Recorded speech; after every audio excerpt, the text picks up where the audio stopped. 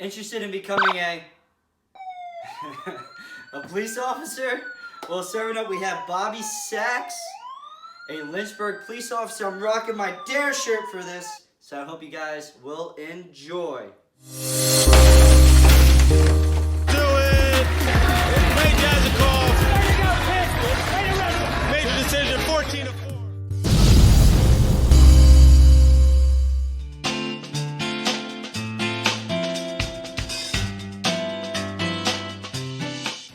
A post of a Lynchburg officer having lunch with a homeless man has gone viral in our area for all the right reasons. 10 News reporter Magdala Lusad spoke with that officer. She joins us now live in the Hill City to tell us why the officer did it. Magdala? Well, Lindsay and John, Officer Robert Sachs says he didn't do it for attention. He says he did it because he wanted to make Chris, the homeless man's day, a little better. He's sitting down on the grass, eating lunch with a homeless man named Chris. I was hoping no one was taking a picture. Sachs didn't know someone captured the moment from Saturday morning. He says he was driving behind businesses on Wards Road, making sure no one was there, when he saw the 32-year-old homeless man sitting up against the brick wall. He then drove to Chick-fil-A. I said, you want to have Chick-fil-A with me? And, you know, I just wanted to sit on the ground a little bit and just see what he sees.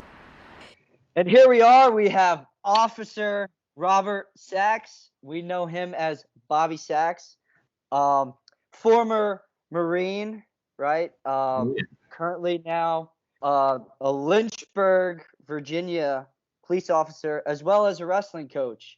And he's from South Plainfield, New Jersey, my hometown. You know, I have pride in my hometown, and us South Plainfield people, we stick together. What's up, Bobby? How we doing? Good. Ready to work tonight. Got to work 6 to 6, so I mean, long night. Long night. Is how is it now with the whole COVID-19? Is it business as usual, or is it there extra precautions? It's definitely impacted us big time. You know, we're taking every precaution now. You know, it was always, you know, wash your hands, hand sanitizer, you know, but now we're not just dealing with, you know, people who are bleeding and have possible diseases. You're dealing with this virus now, and we already had one test positive last week for it. And it's definitely something that's in the back of your head all the time. You know, it's your safety is always in the back of your head, but now you have another thing to worry about with this coronavirus, and it's changed the way we do our business big time. Yeah, right. It's something you can't see. Is there any extra precaution? Like, do they have you wear face masks to calls, or? So I wear my gloves. I always have gloves on anyway on my calls, just in case I'm dealing with someone bleeding or anything. We have face masks and all that we use, but we're just taking extra precaution. I mean, it's stuff we should have been doing in the first place anyway, you know. But it's changing a little bit. You know, you're more hesitant to go inside people's houses and not knowing what people have now with this corona stuff, you know, but our dispatchers are doing good, you know, asking certain questions. But I mean, you still got a job to do regardless. Right. Yeah. I mean, you still can't stop working, and you still got to, you know, put other people first. Matter what. That's a big part of it, huh? Being a police officer. And you said that, you know, taking extra precaution now. This whole thing, you know, it seemed like people were just getting too comfortable with their everyday lives, and then this pandemic happened. So now I feel like this could help put a lot of things back into perspective when we do go to normal. Yeah. I mean, you think about, when all this started happening, I was in Orlando, Florida, and I was at SeaWorld and all that. And I didn't think, oh man, let me wash my hands every time. Or if you go like out to eat and there's like a salad bar, you know, you didn't care about who was touching that handle before. You're just like, whatever. I mean, I'm just trying to eat at this point. I don't care who touched it. So, I mean, it's impacting everyone, healthcare workers, first responders, but it's even impacting those with their jobs being impacted. So, right, yeah, and you guys are first responders. I mean, you know, same thing with people in the healthcare industry and everything. Like, you guys, you know, if there's a call, you don't know what's going on, but you know, that's what you guys signed up for. That's what, you know, that's why we take pride in, you know, our police officers and everything. So I want to thank you for that. But you're right. You know, you get a call, you have to go. There's no fear. You just go and do it. And that's a great thing. What's your mindset going into those calls?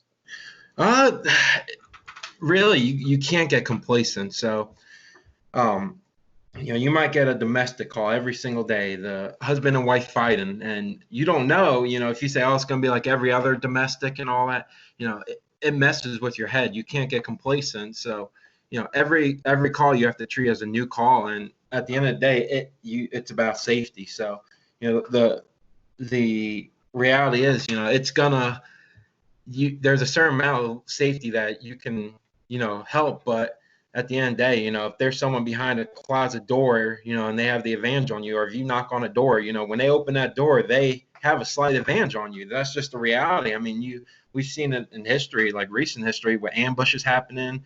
It's just, at the end of the day, you just trust your training and trust your instincts and just hope that, everything works out in your favor. But there's some parts that you just can't control. You don't always have an advantage. Your training is what you rely on, but at the end of the day, it's, your job is to go home.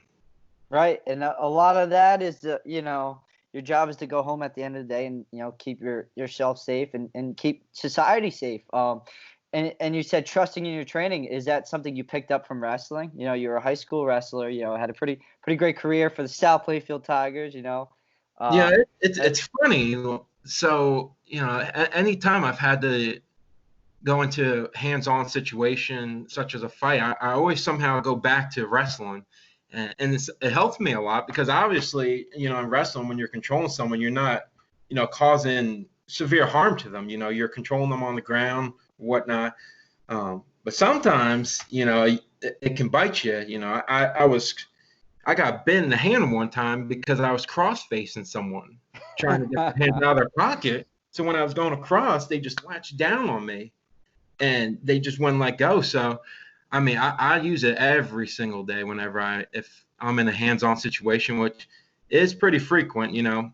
I tell people all the time, everyone's experience in law enforcement is going to be different. I was looking up something today, for example, so if you ask me, what's the life of a police officer? What my experience is going to be like is going to be completely different from someone, in South Plainfield. Not saying that, they're better or worse than me, but, as kids, we could ride bikes at 1 o'clock in the morning on a Saturday night, and not think anything of it, but, crime rates just are different, like I pulled this up earlier, in the past year, Lynchburg City had 8 murders, 33 rapes, and 44 robberies that were, actually notated, so reported. In South Plainfield had 0 murders, 0 rapes, and 18 assaults. So, everyone's experience is going to be different. My dad was a cop in Warren for 30 years, and I remember after my first murder, I just told my dad, I was like, what the heck do you how do you do this? And he goes, I don't know what to tell you. I never, been through something like that. And I learned after a lot of calls, suicides and, high speed pursuits, when I try and talk to my dad, and I just learned that, everyone's experience is different. Just like, if you talk to me and then you talk to like a cop in Chicago, their experience is going to be a lot different. So it really comes down to where you work and what you do, so, we stay extremely busy in Lynchburg. It's never a dull moment where, 20 plus calls in a night is not a surprise. Right. Yeah, that's interesting. You're right. Because there are different regions in the country that just have low crime rates. They're busy. Their busy calls is like an alarm going off at 2 o'clock in the morning. Yours is all those things that you mentioned. And does being in the Marines, right? You mentioned being in the Marines. Does that help with decision makings and everything that you train there? So when it comes to decision making, as a police officer, you don't have time to think most of the time. You got to make a split-second decision, and you just have to go with your gut. Essentially, wrestling just was the foundation, and then the Marines just added a little bit. But then it was wrestling that got me through that, and then police department, it was wrestling again. I always tell people the hardest ththing I ever gone through was, a practice with McCann and having Foscola just kill me every day. Yeah. I mean, that was like the hardest of the hard. Everything in life is easier now because of those situations. So when it comes to decision making, you just have to trust your your training, but it's also a mental thing, how you can remain calm under pressure. It's something that we call tunnel vision. That is one of the like most dangerous things that a police officer can do, is when they're just so focused on one thing and they're just not aware of their surroundings. And that's how, they crash the cars, or, someone's behind them and they don't even know. Right, right. And right out of high school, you decided to go to the Marines, huh? Yeah, so it was a long journey. So before I graduated, I was stuck on where I wanted to go to college. It never was military. I never, even, in South Plainfield, military is not a big thing. You got a handful of people, but, it wasn't something big. So while I was probably end of junior, beginning of senior year, I was trying to decide what I wanted to do sport-wise, because I wanted to play sports in college. And I was looking at, football a little bit, but then, I started to love wrestling so much. I was like, I really want to try and get into wrestling now in college. So I went to Wilkes in Pennsylvania. I took a tour of that. But my problem was I could not leave.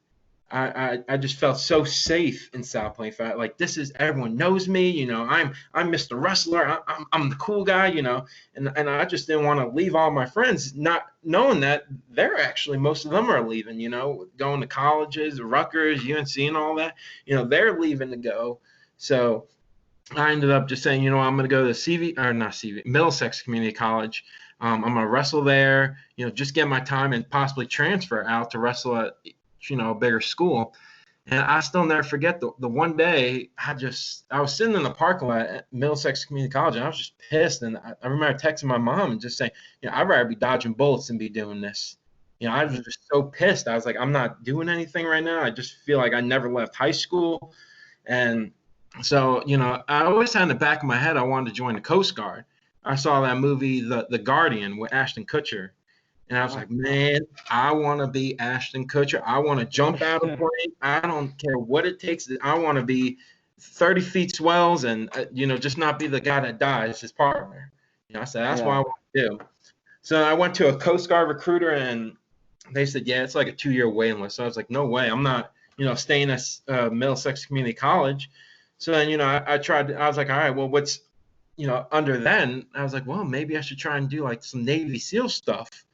I think I'm still in pretty good shape. So I go talk to the Navy recruiter, and like after 2 times supposed to be meeting with him, he just never showed up. So I was like, all right, forget it. So I was like, all right, what's under that? And then I was like, all right, well, let me talk to the Marines. And then, I was talking to the recruiter, and, I said, I love wrestling. And he's like, well, how would you like to get paid to wrestle around the world? I was like, I don't care what I have to do right now. Just sign me up. I don't care where I have to go, what I have to do. I just want to wrestle around the world. I said, that is a dream right there. So then that's how I got in the Marines. Right. So that's awesome. And you talked about, all your friends going to different colleges, different places, and, you were staying in your comfort zone in South Plainfield. So it was great. You actually looked around and, you decided to go into, branches of the military, venture off, and you got out of your comfort zone. However, the same comfort was wrestling. So that's what brought you into deciding to go into Marines. So how was that process? You spent 4 years there, huh? So I go to boot camp in June 2011. I already have, they always say, we're going to instill discipline in the military. I already had the discipline from wrestling. There was no question about that. There wasn't no like changing me with discipline. I was already set with that. And I went in thinking, man, I'm going to, I was the heavyweight in high school. I'm going to be just the slowest again, just like in the wrestling. And then I get there and I'm looking all around me, and I'm just, we do our physical fitness test and all, and I'm just blowing everyone away. I'm like, wait a second. I was, the heavyweight in high school. I'm still heavyweight. I'm supposed to be last. I'm supposed to be getting yelled at by people to hurry up. And, I get through boot camp, and it wasn't nothing crazy. It was because the yelling and screaming, that stuff didn't bother me because I'm already used to that. I was fortunate because the wrestling coaches, not only would they yell and scream at you, but they would also put physical pain on you, which, was, that's one of the greatest parts about being a wrestling coach, is you can just cause physical pain as punishment.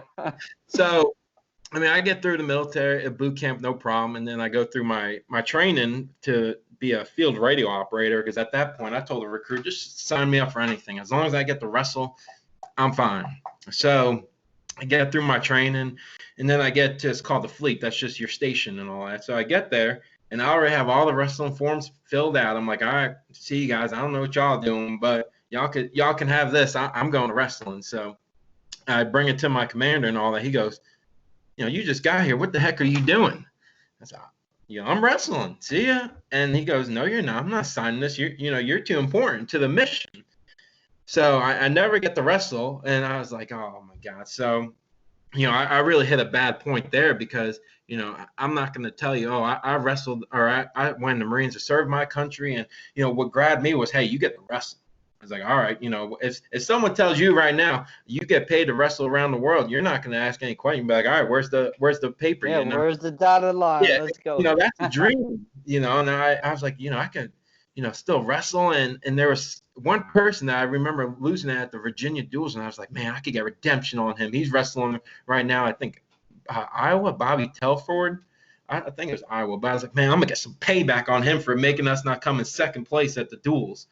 So, that was in the back of my head. I never got to wrestle. So, I had two choices essentially, because I wasn't happy. Now I was like, I came here to do this. Now I'm stuck for 4 years. I miss my family. I miss going home.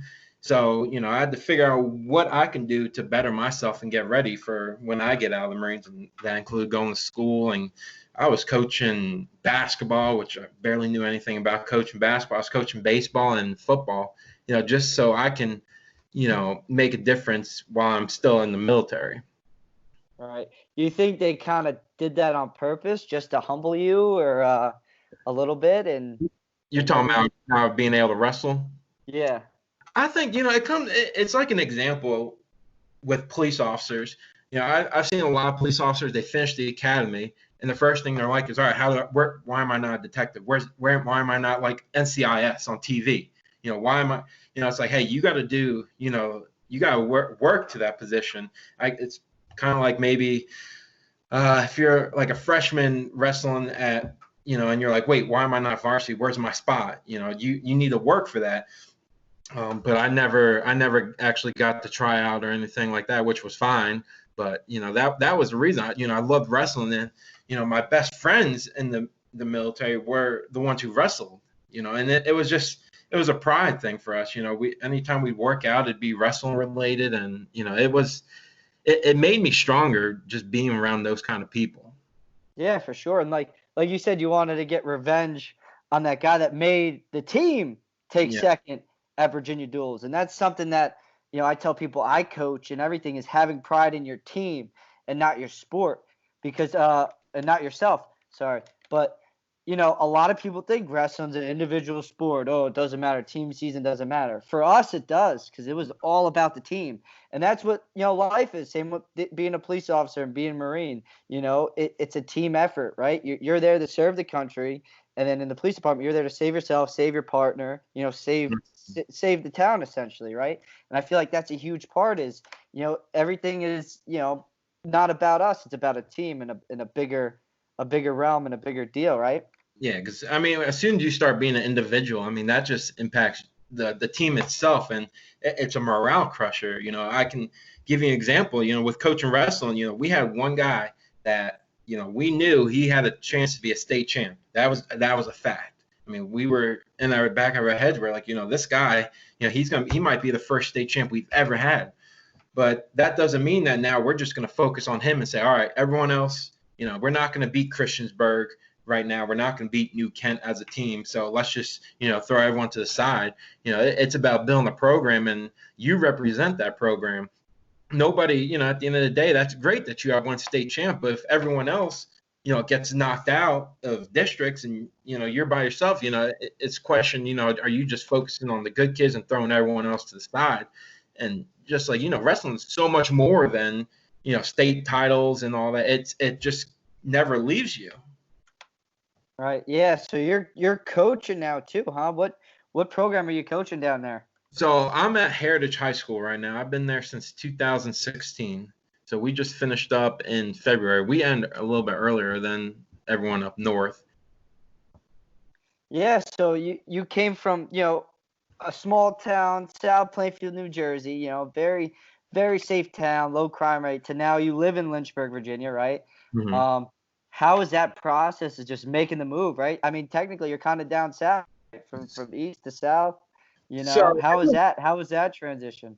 it was extremely, extremely hard because, you know, if you've always been in one place, for example, being South Plainfield, we knew like, hey, you ain't going to Plainfield. We're not going to go to Plainfield. We're going to stay in South Plainfield. We knew South Plainfield was, our comfort.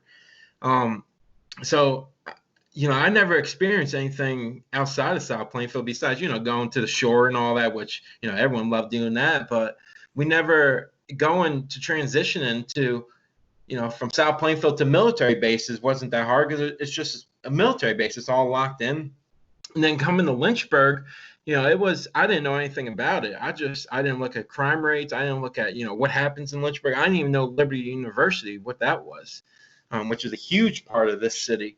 But, Is that how you ended up? Is that how you ended up down there? Was it right out of the Marines? You just decided to go to college down there? No, so for me at least, and this is what I always tell everyone in any kind of job, I wanted to be a police officer. I didn't care where it was. I didn't. It's because in my opinion, it's not about where you start; it's where you finish. So essentially, I was saying, whoever gives me that chance to prove myself is where I'm going to go. So I applied to a couple places in Virginia, North Carolina, and the thing that for me was our recruiters in Lynchburg, they were just so, and both of them aren't there anymore. They both of them retired, but they were just so committed to getting me there. They're like, what can we do? How can we get you there? If I couldn't make an appointment, they're like, all right, that's fine. Just tell us when. And it came down to, they offered me a job for the January Academy. And I was like, hey guys, I can't get out of the military. They're not letting me get out earlier.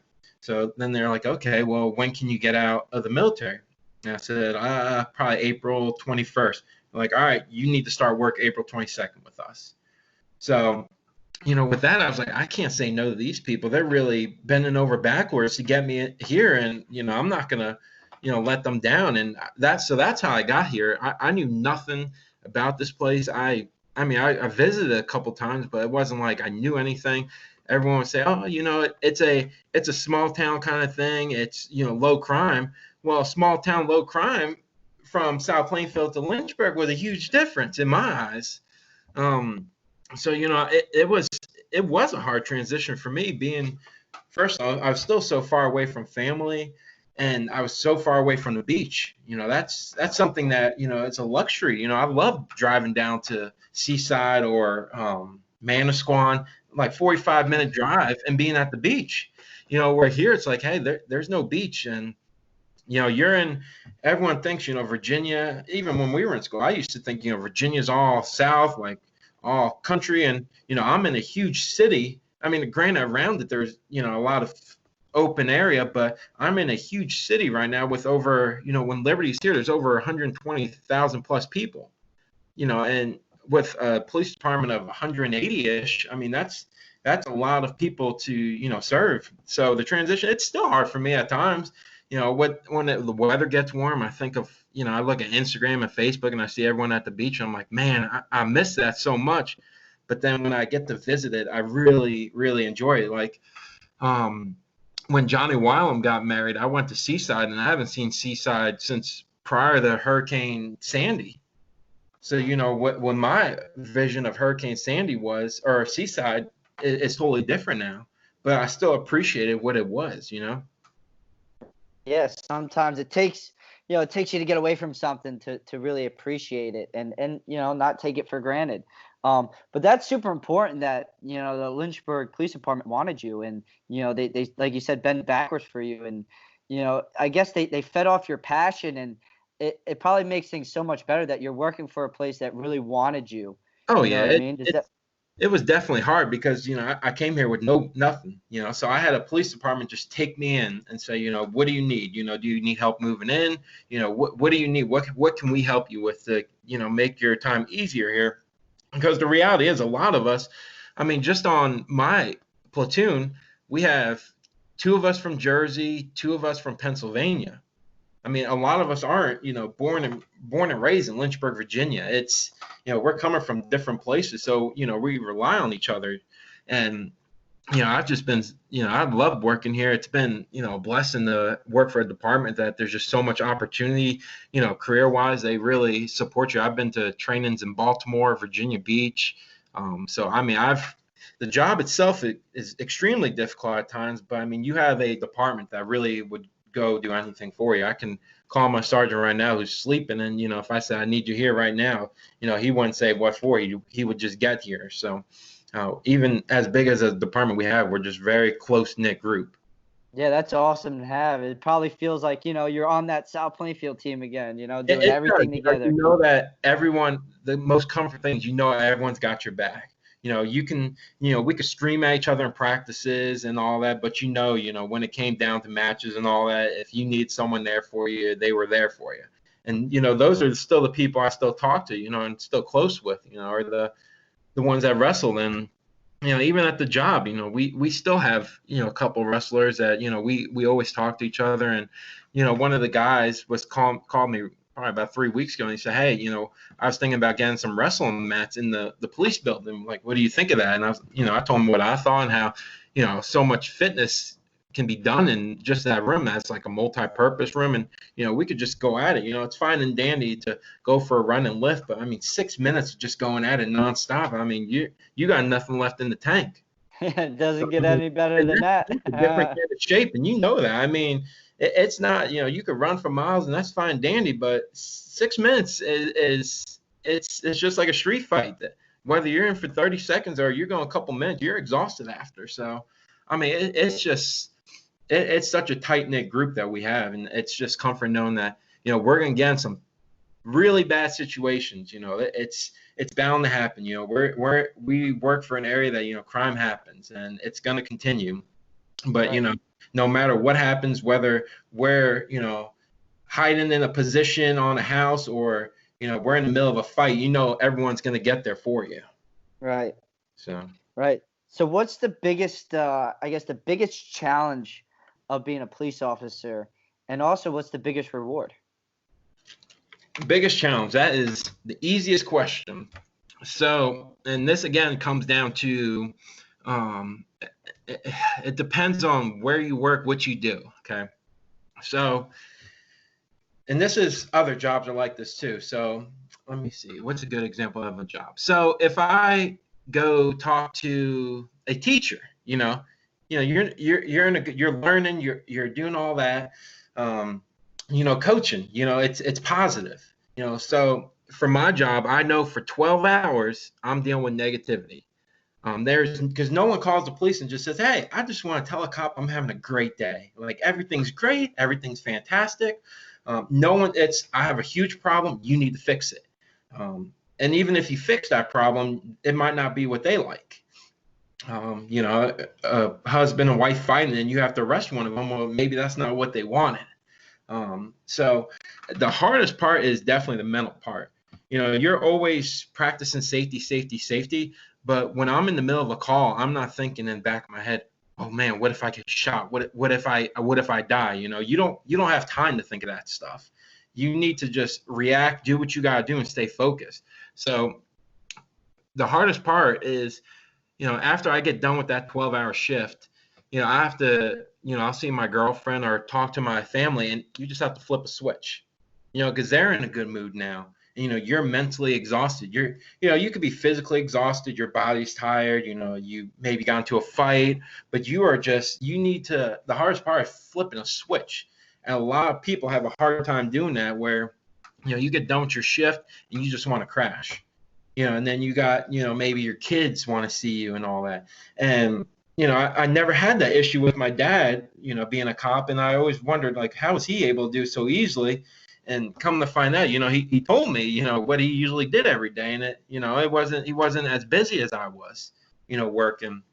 But it's so difficult to, flip a switch and just go back to, okay, everyone's happy, everyone's positive. You need to now, gain your energy back and not take work home with you. It's just like, if you, like in wrestling, if you lost a match, you're going to be down and out, of course, but if you stay down and out the rest of the tournament, you're not going to succeed.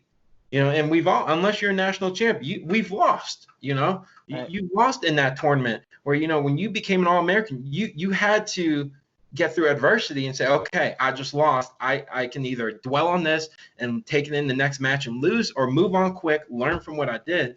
So for me, the hardest part is definitely the mental part of it, where especially people you interact with, a lot of them don't treat you like humans.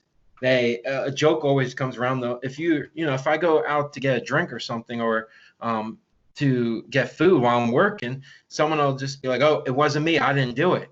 Like, and it's, people laugh and joke, like, and for me, it's like, I'm just trying to eat, I'm just human. That's all I am, but when people treat you different, it definitely puts a toll on you. Or people, it's hard to, people know me, and, I'm not a bad guy, but some people just hate you just because of what you do. They don't even give you a chance. It's just, I hate you. I don't care who you are. I don't care what you do. I just hate you for what you do. So it's the mental part that is by far the hardest, where, when I get off at 6, 7 o'clock in the morning, I can either, just go right to bed, crash, and just be miserable, or, think of the positives, because that's the hardest part. It's just like the mental health, they're dealing with people who are having problems and all, and, you need to fix that, but you also need to, in my job, you have to be aware of the mental health part of it. A lot of people don't realize, but the number one killer in police is suicide. That's the number one danger. And then second, that is car crashes. We all think, it's getting shot and dying, that happens. There's no doubt about that. But, your mental health is the most important thing, and you have to be aware of that. When I first started, there's no way of preparing for what you can see. And that was something I didn't understand. And that was something that I went to my father for, and he couldn't relate. Early in my career, I had a child death, like less than a year old, and the person was charged for it. And I was younger, and I was like, how the heck do you get through this? How do you not let it bother you? Is there something wrong with me? Am I fit for this job? But it's hard to train your brain to get through those things. And if you don't recognize your mental health, you're not going to succeed in the career. It's going to get you. You're going to go to drinking. You're going to, go to drugs, anything to camouflage it. But what's interesting for me is, you get a lot of calls you get used to. So, seeing suicides, dead people, you almost get used to it. You get numb to it. For me, at least, because I've seen so much of it. I've seen death and, traumatic calls that I've been on. And it's not a war story kind of thing. It's more like you almost get numb to it, and you have to find somebody to talk to. And for me, it's obviously my girlfriend, because, it's good to talk to someone who doesn't understand that. It's because everyone's going to react different. I can act different to a suicide compared to what you might. It depends on, where you come from, what you've done in life, or overdoses, stuff like that. But it's important to know that, you're still human. Stuff is going to bother you. Right. But what's interesting is how the mind works on some things. Like, when I'm on a high stress call, whether it's a fight in progress, someone's shot, there's a murder, someone's calling about killing themselves, or a fight, my brain calms me down. Everything slows down a little bit, which I think that happened with experience. I don't get all amped up, oh man, I'm ready to go. Here we go. It's okay, just take it as it comes, because one of the probably one of more nerve-wracking things when you hear someone on the radio, one of your partners screaming for help, I need help, I'm fighting someone, and you want to drive as fast as you can there and go, pedal to the metal. But, you have to recognize also, you're driving on public streets. There might be a kid crossing the street, or, you might lose control. You have to stay calm. And, that's something I've just gained with experiences. Like, if, last week I was on a call where the SWAT team got called out and all that. And, I was just calm. Your mind has to, I don't know if I'm just like something's pumping in my brain, but it's afterwards we're like, oh my God, what did I just do? But it's about staying in control. So the hardest part of the job, I don't go into work tonight and I'm not thinking like, oh my God, what if I die? What if I die? You can't think like that. You have to, trust your instincts. I could walk out my house right now and someone could be there and shoot me. I can't worry 24/7. Like you won't be able to do your job. But it's the mental part where, you might, there's some calls that, you're just not going to be able to say, okay, this is fine. If you have a child death, everyone has something that bothers them, especially, say like you have a death in the family recently, and then, you deal with a death on a call, or, you've had a family member, something happened to them, and then like, it'll bring back memories. There's just no doubt about that. So it's the mental part where you really, everyone's human. You're gonna have to talk to somebody. You need somebody. That can be a friend, that can be anyone. And it's nice just to be able to say like, hey, this is what happened. And you don't need someone to say like, oh, you're fine. Oh, I've been through something like that. It's just to listen.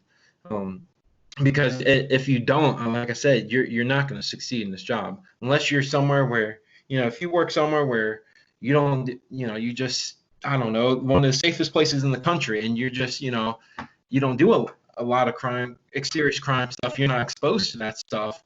It might be a little different, but for me at least, I started off, training and all, and it wasn't like a slow thing. It was like, bam, murder, bam, death, bam, suicide. It wasn't like, okay, let's just take our time, work our way up the ladder of training. It's like, you need to solve this right now. Armed robbery, guy with a gun.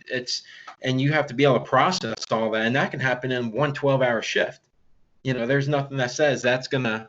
So it's really you really have to notice the mental part of it, because like I said, if you don't, it's just gonna get worse and worse. You might, your family's gonna see different, because the reality is, in this job, you're gonna change. You're gonna look at people different. Some people, when I'm in public, just in my regular car, I'm always looking around for some reason. I'm always noticing things. If you see someone with their hands in their pocket, that might be like something that like, oh man, why is their hands in their pocket? Because, at work, that's something that's like a no-no. You're not having your hands in your pocket. I don't know what's in your pocket. So you need to be able to separate police to human.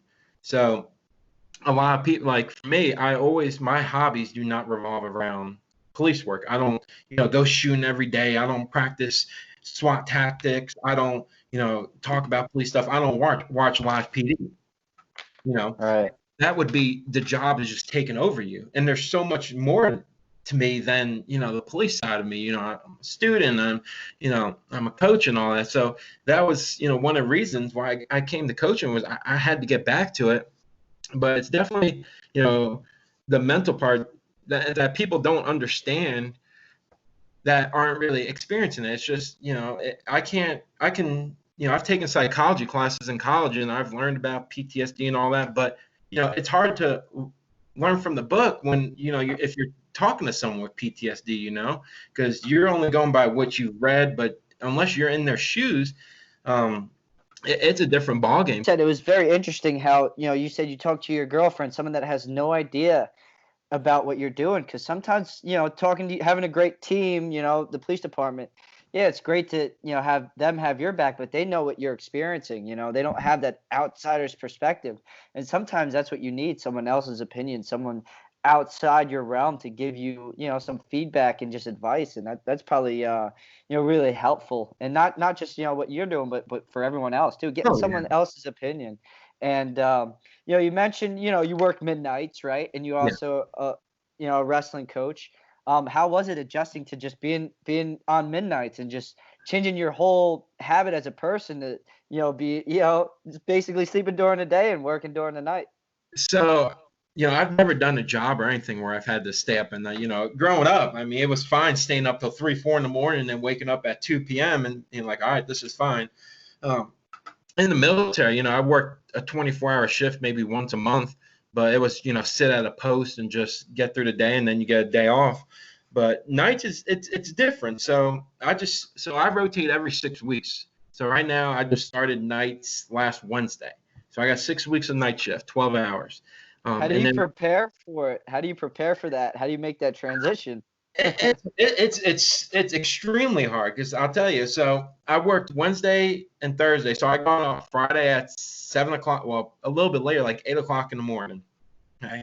So now I can decide, am I going to sleep all day and just not hang out with my girlfriend, or am I going to, suck it up, get a little bit of sleep, but try and transition back to day shift?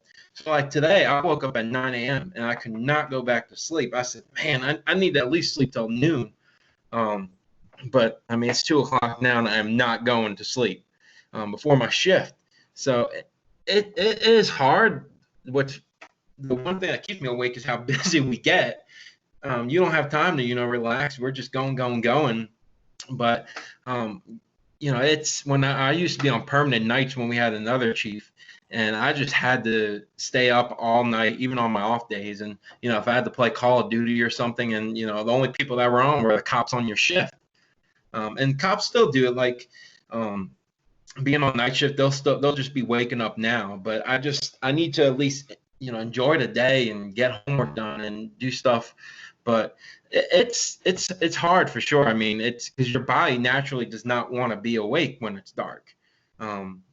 But I don't drink those energy drinks or coffee and all that.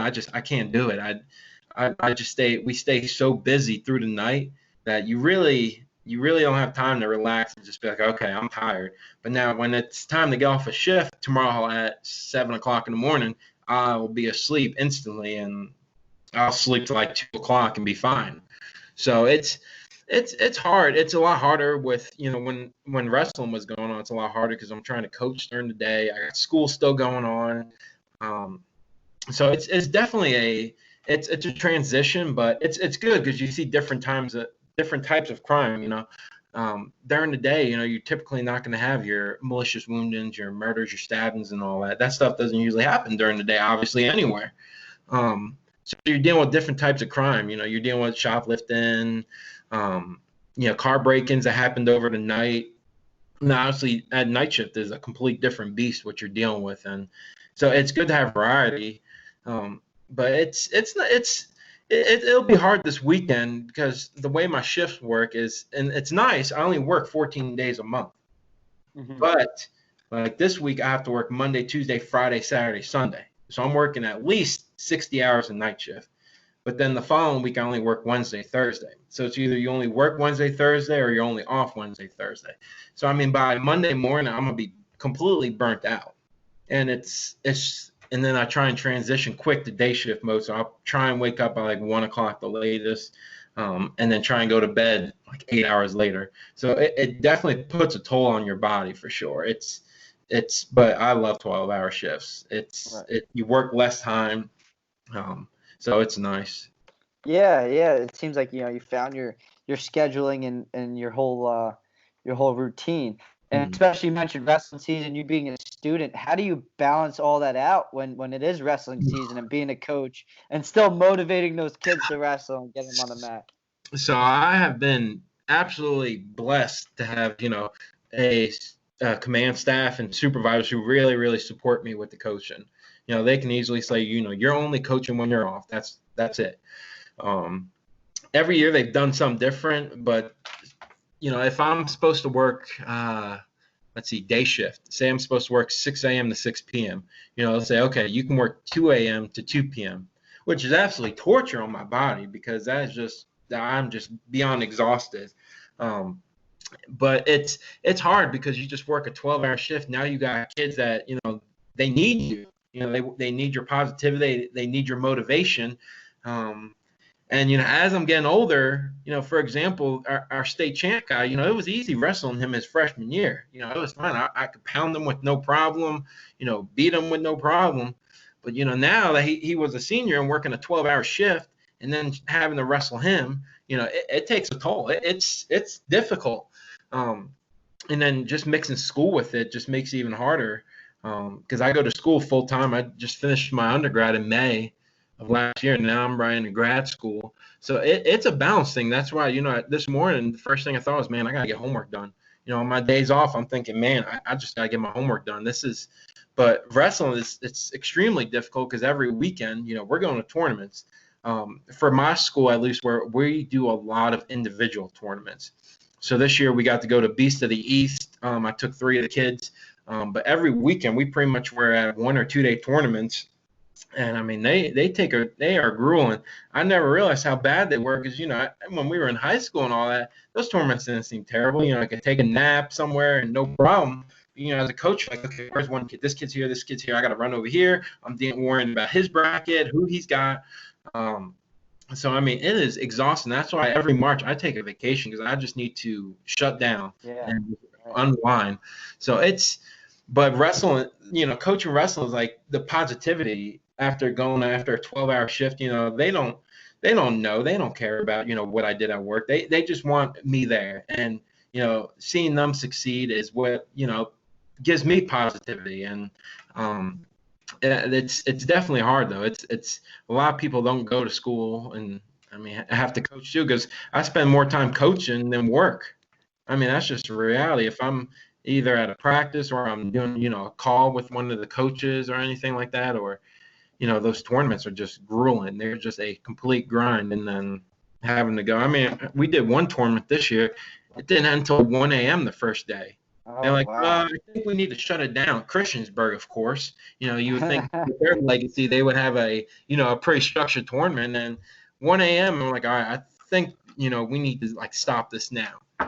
I mean, so that's and starting at like 6 in the morning that day, it's like, come on now. So, I mean, I really appreciate what, our coaches did for us because you didn't realize it until, you're on the opposite side. Now you're on the dark side. You're like, man, we got a lot to deal with these kids.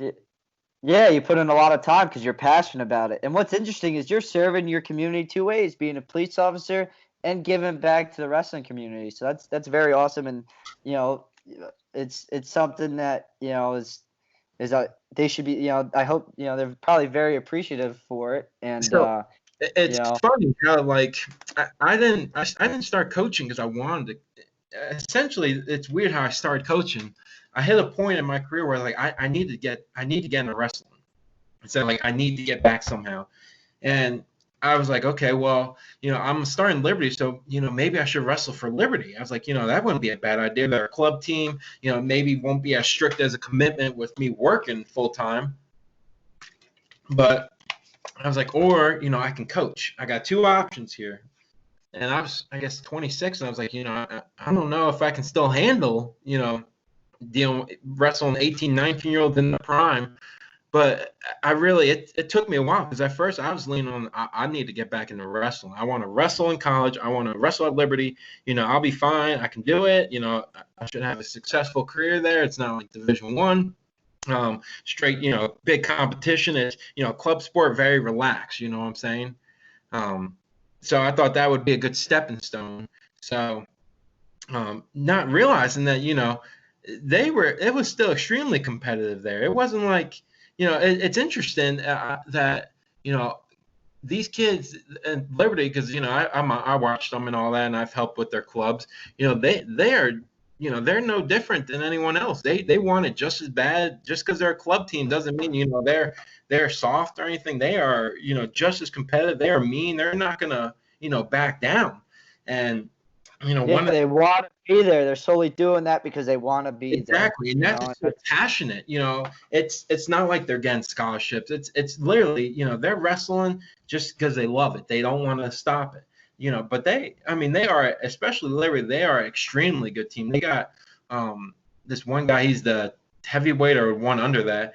He was wrestling at Virginia Tech, and now he's at Liberty. I mean, it is, it's so, that went in my mind where I was like, you know what, maybe, I need to do something else. These guys are like way more committed. Because they got, this is their full-time job is, still wrestling. It's, just because they're a club sport don't mean they're not just as committed. They still are doing the grind 24/7.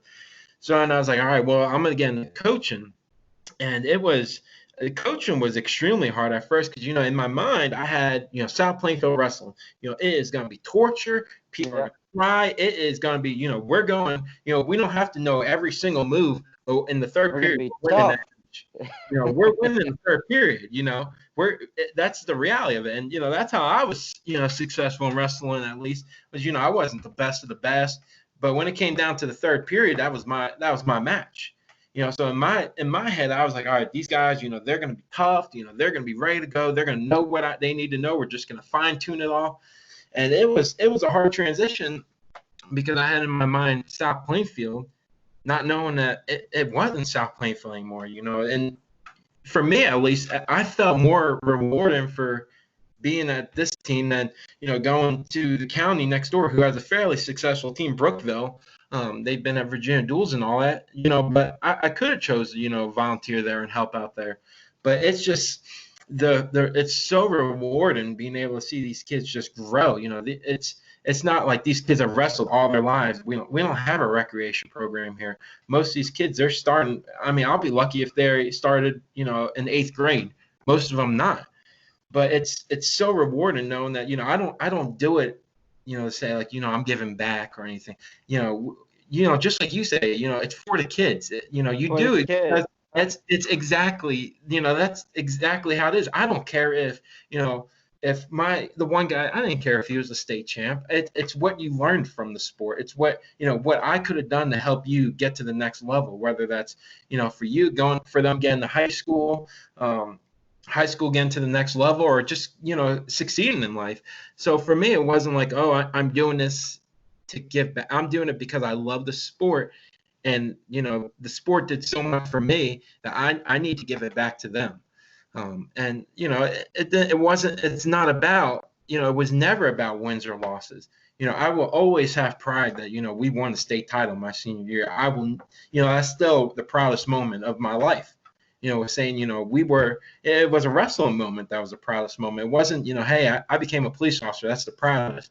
It was wrestling because I worked so hard for those moments. So that's really, it's so much more than just the wins or losses. I thought that I would, have the feeling, oh my God, my wrestler, he was a state champ. But life goes on. You can't just dwell on that and hold that. You still got, there's so much more. You learn way more from that than having that. Right. That's interesting. Yeah. Yeah. So for my kids, none of them, came out, successful. They weren't like state champs their freshman year, or like beast or all that. They were nobodies. They started at the bottom and they slowly work up. My 220 pounder, he placed third in the state 2 years. His sophomore, junior year, just third place. Couldn't even touch the first place guy. So it's what I love about it is like these kids started with nothing. They failed. They've gotten their butt kicked. And they had to work to get to that level. And it's the journey. Journey through destiny. It's the journey. Yeah. That it's worth it, And I tell you, this is random, but I was thinking about it in my head, and this is from the outside looking in. Just like, for you, it's inspiring for me to see like what you're doing, because, and this, like I said, this is me know nothing. I look at, WWE superstar, and I'm like, well, their dad was, professional wrestler, they had to work for it, but, you started, straight bottom, and you're going to hit bumps. I mean, if this coronavirus isn't a bump, then I don't know what is a bump.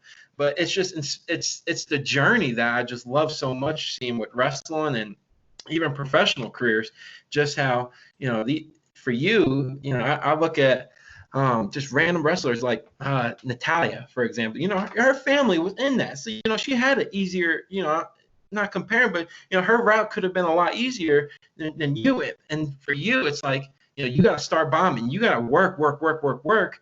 And it's the end goal, but it's the journey that you went through that will make you like appreciate it. Just like, your college wrestling career, you can look back and be like, I worked all this to get here, and it was the journey that I learned so much about, Yeah, for sure. And, it is all about the journey and learning from those mistakes. It builds character and who you are. And, like you said with your program, building these kids from the scratch, turning them into, champions in life, not just on the mat.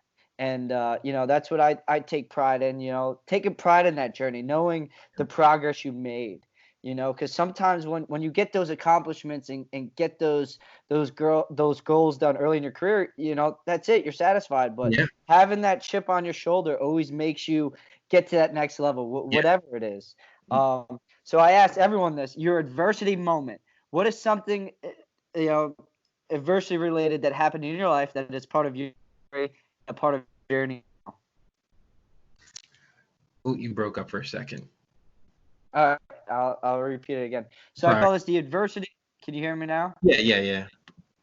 So I call this the adversity moment. What is something that happened in your life, adversity related, that changed who you are and is part of you and part of your story and journey now? Wow. So adversity, I would say it was probably early in my police career, where I felt extremely lonely, where I felt like, there was people in my life, friends, family, whatever, but I still felt lonely. I was dealing with a lot of calls for service as a police officer that, I never experienced, that, was hard for me to deal with. And I was letting the job get the best of me. I was thinking like, everything had to be about police, talk about police, like everything, and that's it.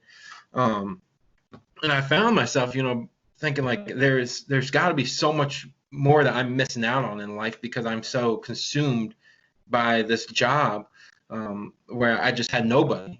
I look back and I was like, wow, and I would look back at, childhood and high school and be like, wow, I had so many people, so many friends and all that, and I don't have that anymore. I would think, oh, look at the good times and all that, and I don't have those good times.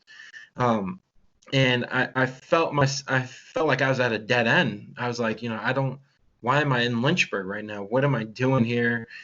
I feel like I'm not making any progress. I feel like I'm going through the motions. I wasn't happy with my job. The calls were getting to me. I just felt mentally exhausted. And it took me realizing that I had to find out who I was. I think that, we go through stages in life. In high school, I was this person. And, the reality is I considered myself a follower. I was just doing what everyone else was doing. So I went through that phase, and then I went in the Marines, and I grew up a little bit more.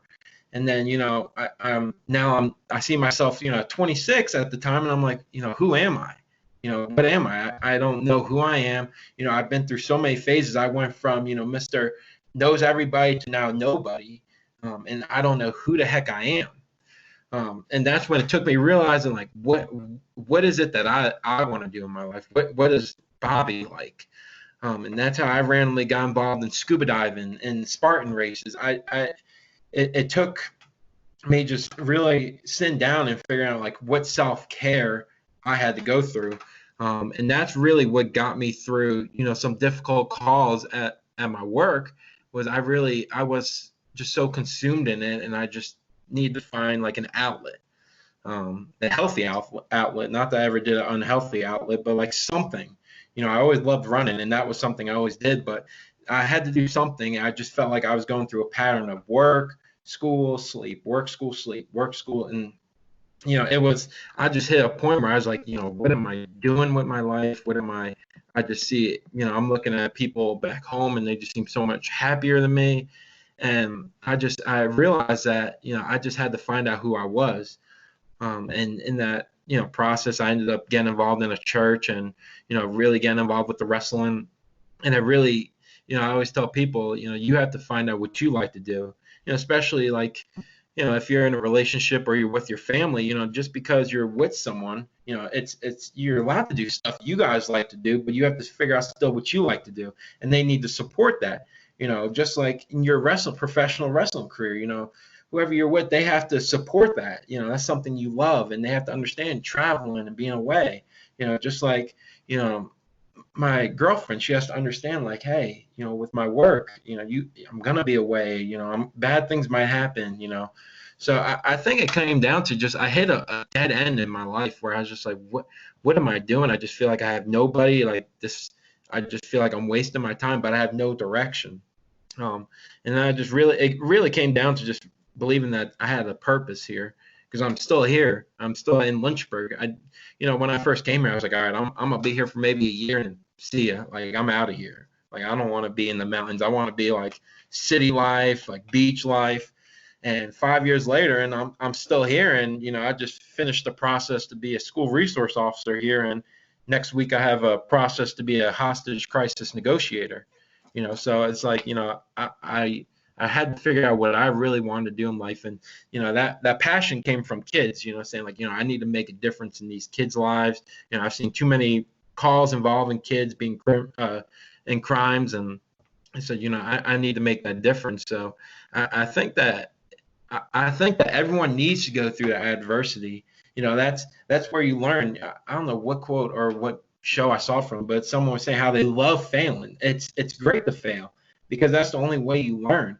If you always get everything you want, every time, you go up for a promotion, you get a promotion. Anytime you want this, you get that. But then as soon as you fail, you panic.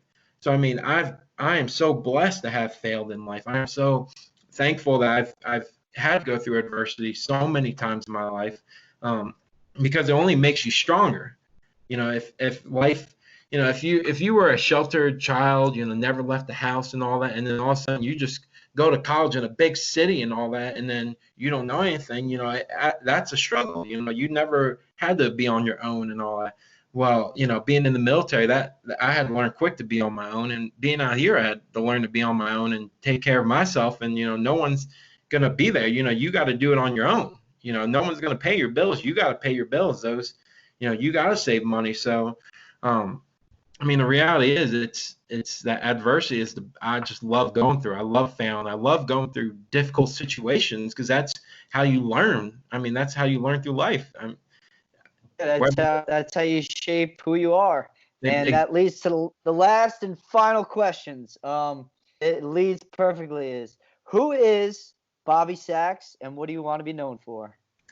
Who is Bobby Sachs? So, for me at least, I say I am a Christian, number one. I am definitely a caregiver. I love helping people. What was the second part of it? Just so I don't forget. And what do you want to be known for? Yeah. But I'm a police officer. I'm nobody special. I'm just human. I'm someone who, felt that being a police officer was my calling in life. It doesn't change who I am. I am someone who still loves to laugh, have fun. I'm obviously, a wrestling coach. That is who I am. It's what I love. I definitely am someone who will always chase after stuff. I'm never going to stop searching and go for my goals. And then what I want to be remembered for is simply someone who just put people first, everyone before them. I've had so many instances. I had someone text me this weekend asking if I can do a news article for a picture that went viral. And for me, it was, I don't want to be remembered as someone who, did stuff and got known for it. I don't want to, be known for times I've saved lives or anything like that. I went in this job to make a difference, and I always felt like that was just my calling, is to make a difference in people's lives. I didn't have to be physically saving someone's life. I always had a goal, younger, middle school, maybe even younger. I always wanted to save someone's life.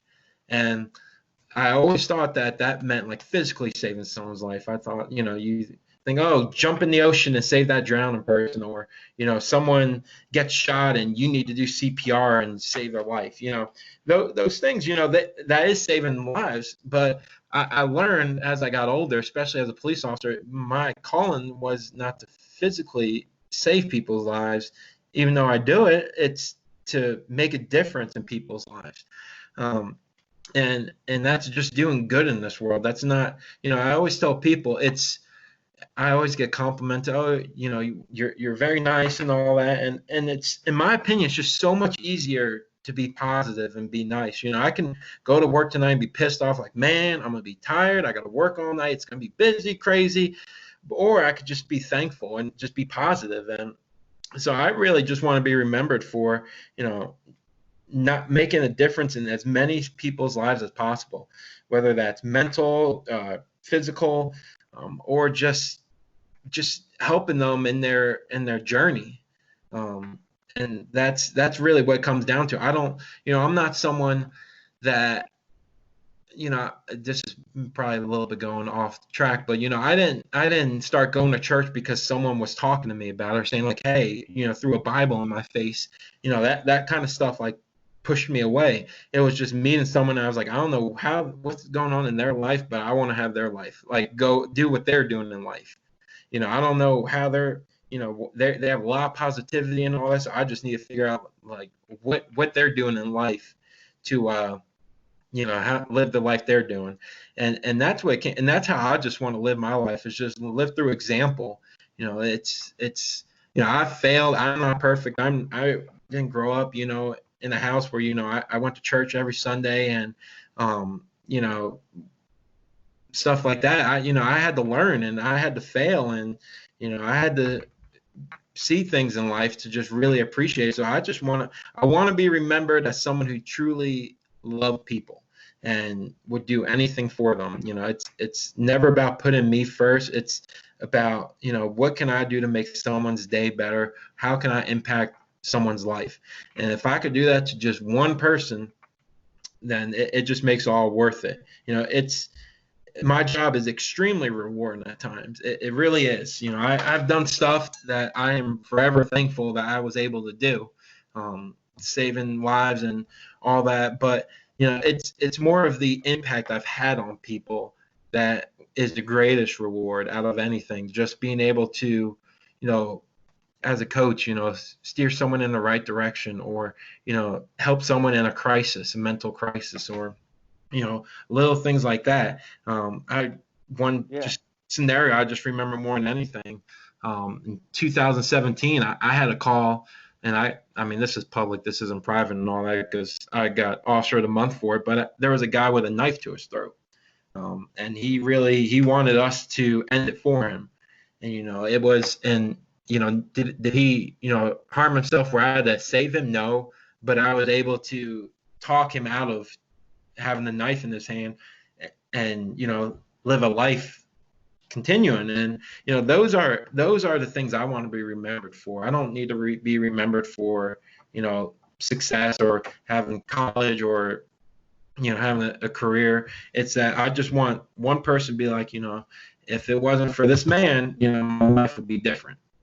And that's really what it comes down to. And I think if everyone has that goal of just trying to make a difference in people's lives, and whether it's for the kids or it's I think that's what we're here for, at least. Right. And I like that, how you said, you wanted to save lives, but you're saving lives, physically, but also mentally, and changing lives is important. So I'm wearing my Dare shirt, so perfect. But if people want to message you, talk to you, the very powerful message you have, where could they find you? So the best thing to do is probably message me on Facebook. I'm very big on talking to people, especially that are trying to go in the career of law enforcement. I've had, especially like I told you, it'd be awesome if you came down here and did a ride along when this is all clear. I always, if anyone has questions about law enforcement, like I said, it's always good to reach out to several different people. My experience is going to be extremely different from another person, a whole bunch of people. It comes down to the kind of person you are, where you work, what you do, and what you've experienced. That's the reality. So, especially for people who are looking to get in law enforcement, or really, mental health part of it. I've been through a lot with this job, and, just because it's a different situation doesn't mean, it's not bad to just talk. But that's definitely what I recommend. A lot of people, I just give a broad example. A lot of people ask me, what do I study to be a cop? And reality is, you can study zoology and they're not going to say, oh, we want a criminal justice. It just comes down to educating and all that. But like I said, especially if anyone wants to come down here and work for us, I mean, especially you want to come down here, we'll take you. I mean, it's a different beast, but I'll stick with the ride along and get the daily life of Bobby Sachs, and maybe wrestle with your guys sometime. But I appreciate your time. Thank you for your story, and thank you for your service and everything that you're doing. Positive influence on your community and everything. And I'm proud of you and seeing everything that you're doing on your Facebook and your social media. And it's great to see that you're making a difference. And thank you for your time. I really appreciate it. Thanks. I appreciate you. Zach says there's still a valuable lesson to be learned here. The good thing behind it is I hope it just inspires people, just try and make people's days better. Do it. Great guys a call. Major decision, 14 to